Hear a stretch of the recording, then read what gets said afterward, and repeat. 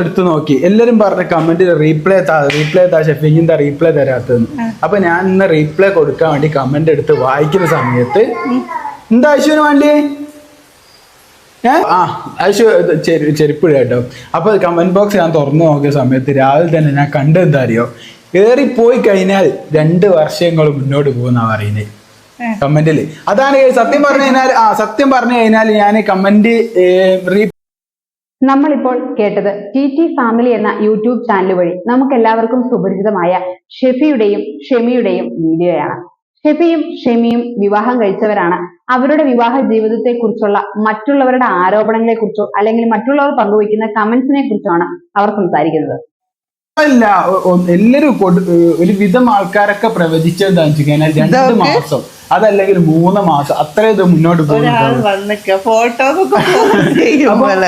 അങ്ങനെയൊക്കെയാണ് പറയാ. എന്താ പറയാ, 2 മാസം 3 മാസം അത്രയൊക്കെ നിങ്ങൾ മുന്നോട്ട് പോകുന്നത്. ഞാൻ ഇരിക്കുന്ന കണ്ടെങ്കിൽ ആവശ്യമിരിക്കുക. അപ്പം അങ്ങനത്തെ ഞങ്ങളിപ്പോ 4 വർഷം കംപ്ലീറ്റ് ചെയ്തു അൽഹംദുലില്ലാ. ഇനി ശീതകാലം മൊത്തം അങ്ങനെയൊക്കെയാണ് എല്ലാരും വിചാരിക്കുന്നത് അല്ലേ?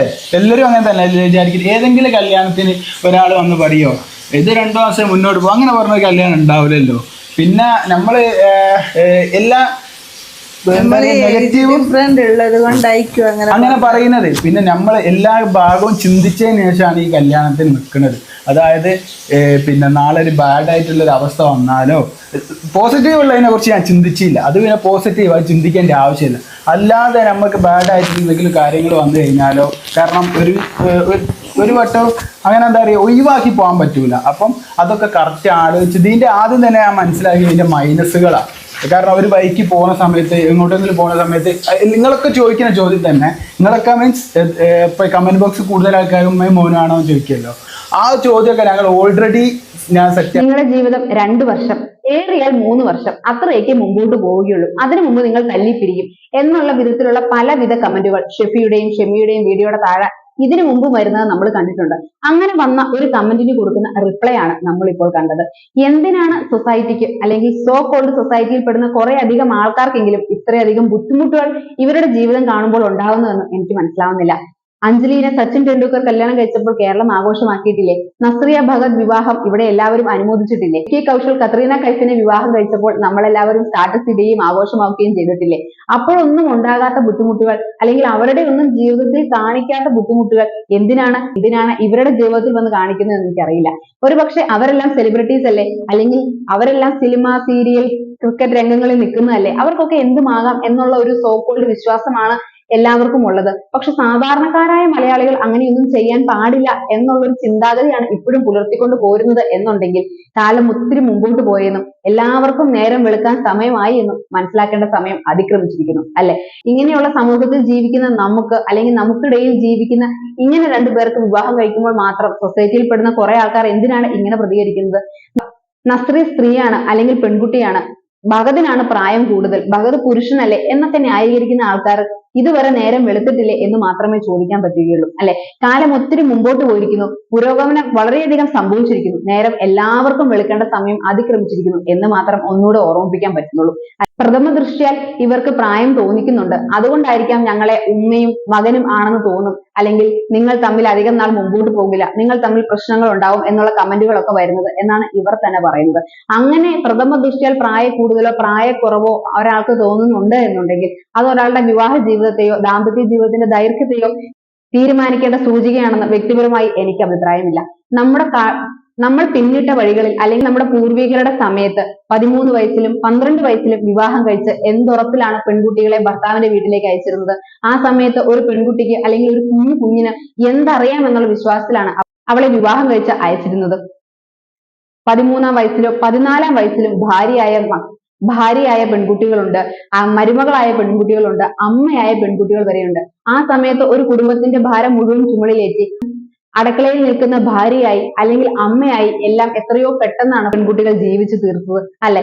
അങ്ങനെയുള്ള സാഹചര്യങ്ങളിൽ നിന്നെല്ലാം കാലം ഒത്തിരി മുമ്പോട്ട് പോയത് ആ കാലഘട്ടത്തിൽ ജീവിക്കാൻ പറ്റുന്നതും നമ്മുടെ എല്ലാവരുടെയും നന്മയാണ്, അല്ലെങ്കിൽ നമ്മുടെ എല്ലാവരുടെയും ഭാഗ്യമാണ് എന്നിരിക്കെ പോലും എവിടെയൊക്കെയോ പഴയ ചിന്തകളും പഴമയും പിന്തുടരുന്ന ആൾക്കാർ ഇപ്പോഴും ജീവിച്ചിരിപ്പുണ്ട്, അല്ലെങ്കിൽ ഇവർ ഇപ്പോഴും മുമ്പോട്ട് പോകുന്നുണ്ട് എന്നറിഞ്ഞത് ദുഃഖം പ്രകടിപ്പിക്കാം എന്നല്ലാതെ നമുക്ക് എന്ത് ചെയ്യാൻ പറ്റും അല്ലെ?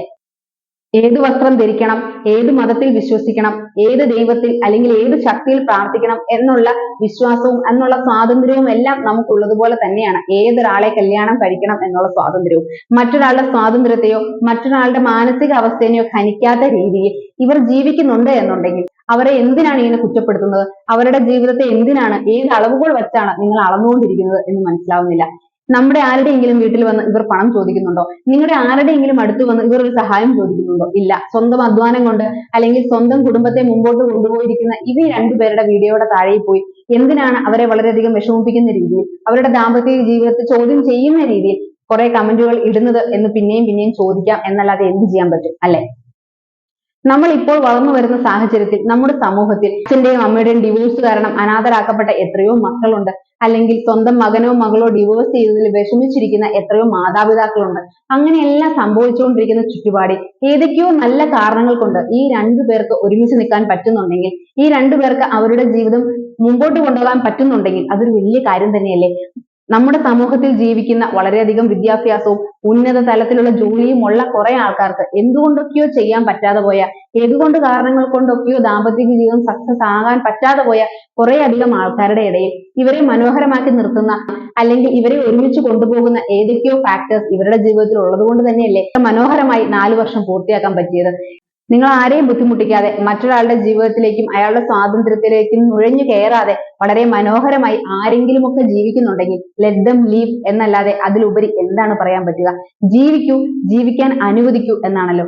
ജീവിക്കുന്നതിനോടൊപ്പം തന്നെ മറ്റുള്ളവരെ ജീവിക്കാൻ അനുവദിക്കുക എന്നുള്ളതും ഒരു മനുഷ്യധർമ്മം തന്നെയാണ്.